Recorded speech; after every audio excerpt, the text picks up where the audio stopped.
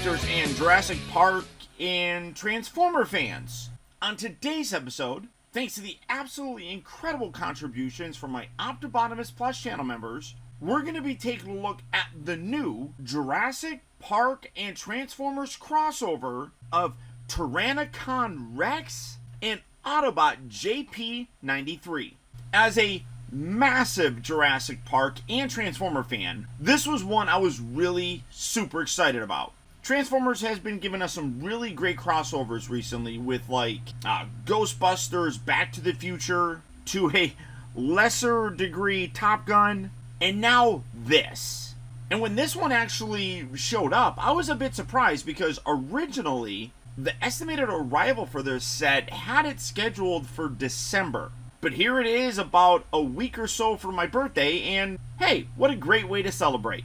For the package, absolutely gorgeous. You can see it's done up in a Jurassic Park style theme with this open window with the Tyrannocon Rex as well as Autobot JP93 right there. And then what's really cool is on the inside here, it's done up to replicate that scene where the T-Rex first escapes his pen and then goes after the different human characters. And you can see that you even have another one of these Jurassic Park vehicles, which is flipped over. I mean, absolutely love that. That is just cardboard, but for a display piece, that looks fantastic. Of course, you got the Jurassic Park logo, Transformer logo, top section here. You have what looks like the kind of actual pen itself. That looks cool. Of course, the Jurassic Park logo.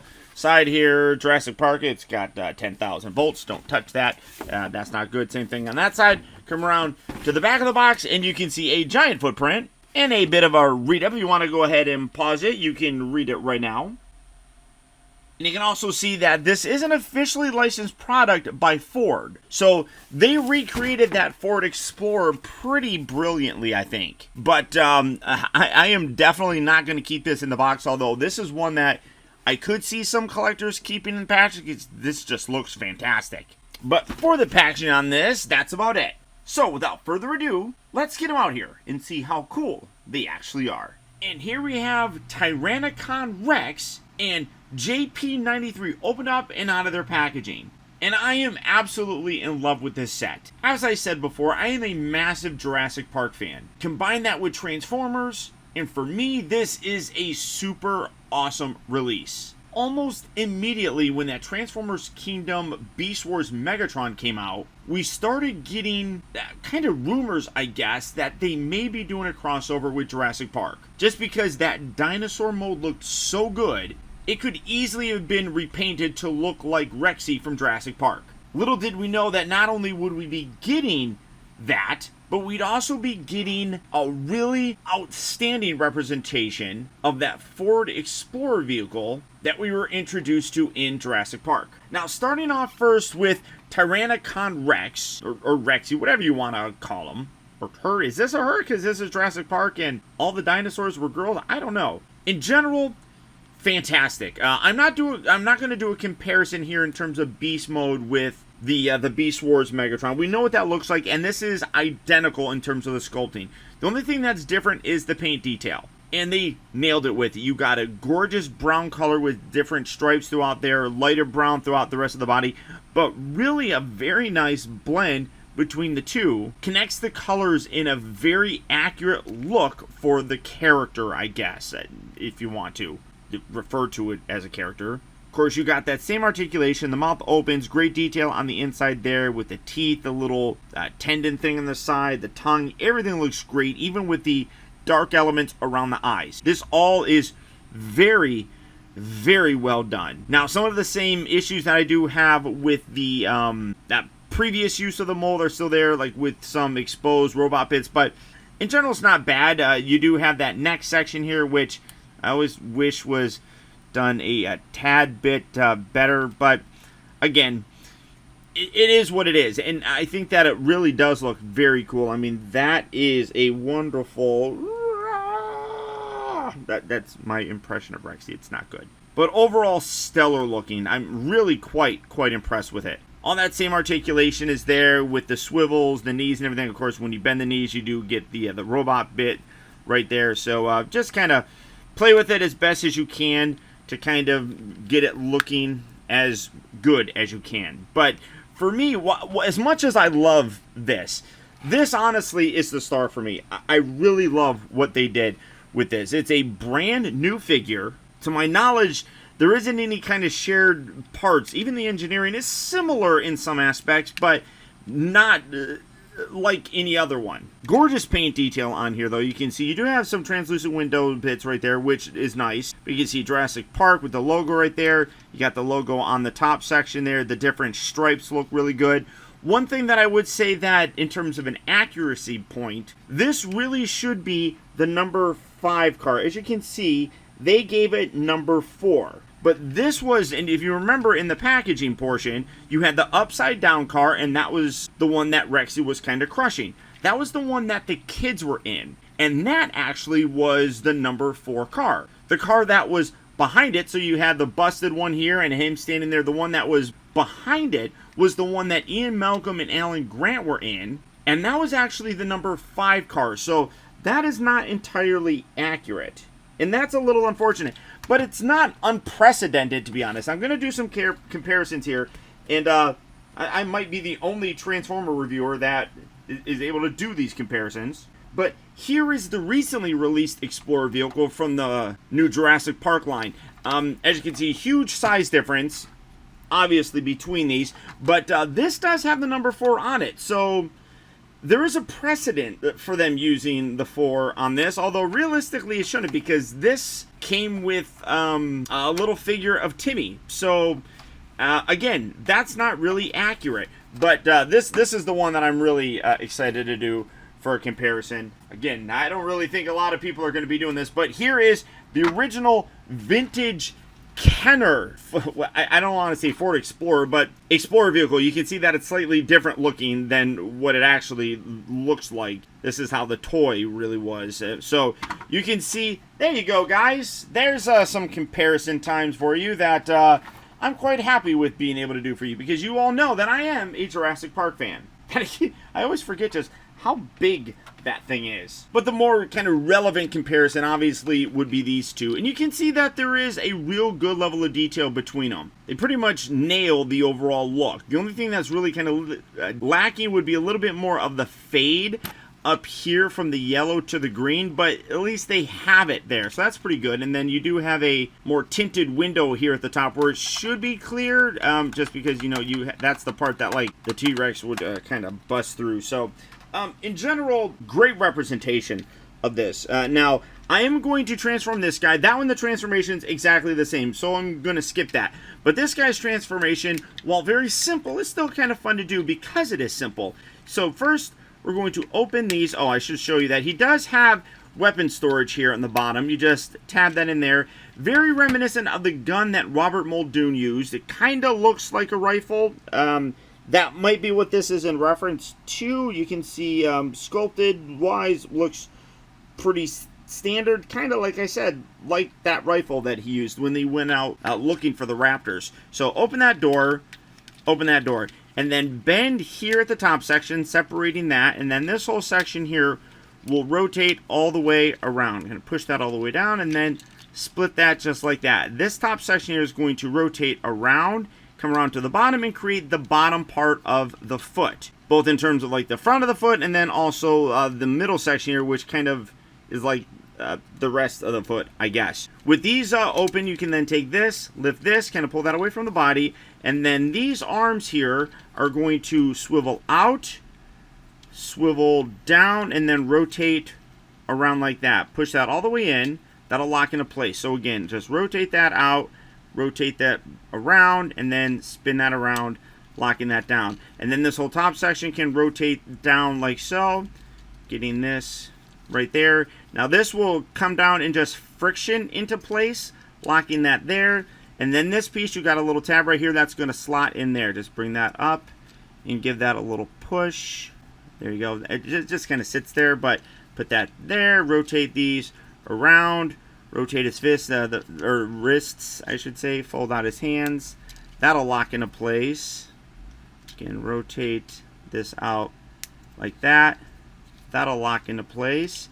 And when you're done, there you have JP93 in his robot mode. For those of you that don't know, JP93, JP stands for Jurassic Park, and 93 is the year that the movie released. So you do have that. So there he is. And then we're going to do some good old-fashioned Optibotimus movie magic. To looking like this. And again, getting JP93 out of the way for right now, and bringing in the original Beast Wars Megatron, you can see, again, basically just a difference of colors. The only thing that changes with him in terms of a sculpt is the head. Now, there have been one or two other releases after this guy. Like there's a T-Rex or something like that. I never got it, so I don't know if that's what this head sculpt is. But for me, it's a new head sculpt. You can see gorgeous looking, though. Kind of looks like Grimlock to a degree, but I love that bestial sort of look to it. Very, very cool looking. But again, the rest of the detail is identical in terms of the sculpt and things of that nature. It really is just a matter of kind of repainting them to give them a little more dynamic of a look, I suppose. The brown and everything is there, but you see more black and red, whereas this guy has a lot more purple, obviously, and silverish gray. But he does kind of, I don't know, look cool like that. And definitely has a evil look to him because, you know, he's supposed to be a bad guy. Well, the same articulation is there. The head is on a ball joint, so good range of motion with that. The shoulder swivels, hinges, biceps, all that fun stuff. It's all there. Do like how his hand here is actually done in a different color than that Megatron was. That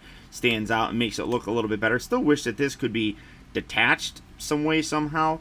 But there you have Tyrannocon Rex. Really very fun. Now, bringing back in JP93, this, I mean, again, very simple, as you can see with the transformation. Some loose joints, like with his hips here, but I can easily tighten that. That's not terribly bad. But really very happy with it. Coming in to take a closer look at him, really nice head sculpt. Unlike some reviewers who really don't know what they're talking about, this definitely has a very cool look to it. You can see that the helmet here is designed to kind of look like the hat that either Alan Grant or Robert Muldoon did wear. Both of them had kind of a little fedora thing going on. Now, Alan, though, did wear sunglasses. Robert never really did, and I feel like those eyes there are a real nice representation of those sunglasses. And then, like I said, you do have this, which is kind of like Robert's rifle. So maybe it's kind of meant to homage those two and kind of do a bit of a hybrid of them. Kind of like what the Back to the Future DeLorean did with kind of looking like Marty. I can't quite pinpoint if this is supposed to be Robert Muldoon or Alan. I'd probably say Alan Grant just because he's like a main character in there, and then you got to give him a gun, and Alan never really used the gun. But, you know, you have this one, which kind of looks like the one that Robert used, like I talked about. So I love that. I think that that's fantastic. The overall look, though, on him is, again, very simple, but I like it. There is some hollow elements down here. I wish that was filled in a little bit more. And he is kind of lacking in terms of the articulation. The head here does have a bit of a ball joint on there, so you can kind of rotate that around. You have the pin hinge joints right here for the shoulder, and then you do have a elbow ball joint, which gets the swiveling and then the forward and back. It's kind of nice to see that. Nothing at the wrist, but they do kind of bend in as part of the transformation. But it also does not have any waist rotation, which is kind of unfortunate because you probably could have put that in there. This is a separate piece. You can detach this, and you can see that that hinges from the upper section where it could have rotated. So really kind of unfortunate that they did not put a swivel in there. I feel like they could have done it, but for whatever reason, did not. Get that back in there, like so. And then you do have the, ball joint down here for the hips. You have the rotation there up the upper part of the thigh. Bends here at the knee. The ankles, I guess you could, I don't know if you would say that's a foot, but you also do have ankle tilt right there, which is nice. I mean, in general, really a very cool look to it. This does tend to like popping out, which, I mean, I feel like that should collapse a little bit further in, but it really doesn't. It just stops right there. When you push too far there, then it kind of makes that one kind of dislodge. They're just held in by friction, so it's not too bad, but it could have been, again, a little bit more improved upon. In general, though, I love this set. Jurassic Park fans, I think, are really going to like it. I know several of them that are really excited about it. I wonder if you can't, no, and because of his chest, you can't really get his arms kind of doing a double hold for this thing, so you're kind of stuck with it like that. This though, I mean, I love this. I really, really do. I think that it is simple.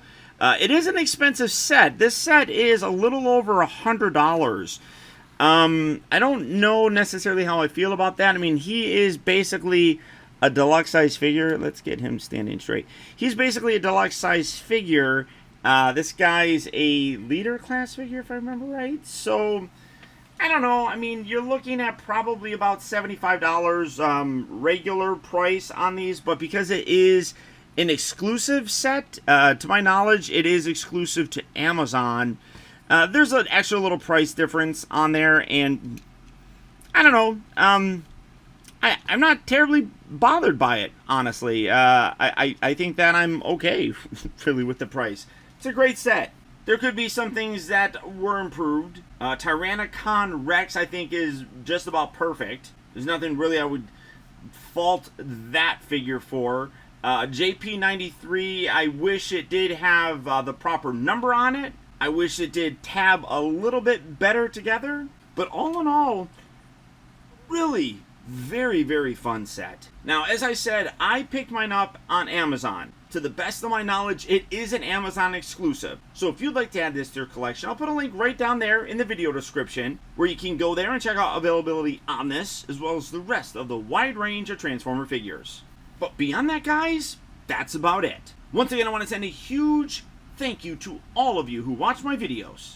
And as always, remember that the real trouble with the world is that too many people grow up. Thank you for watching and taking the time to be a kid.